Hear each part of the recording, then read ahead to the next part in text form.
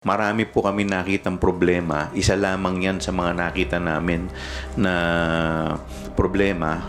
On top of that, meron pa yung 158 na acknowledgement receipt na nag-issue sila ng mga dates na wala naman pong confidential fund.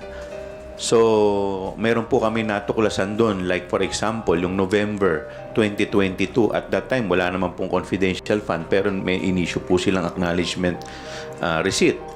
Meron din pong December 2023. So, ang sabi po nila na ito daw ay clerical error lang, typo error. Pero, how do you explain 158 acknowledgement receipt na wala po sa mga buwan na yun? So, ang theory po namin, parang lumabas po yung itong mga acknowledgement receipt nung nilabasan po sila ng AOM o yung Audit Observation Memo ng COA.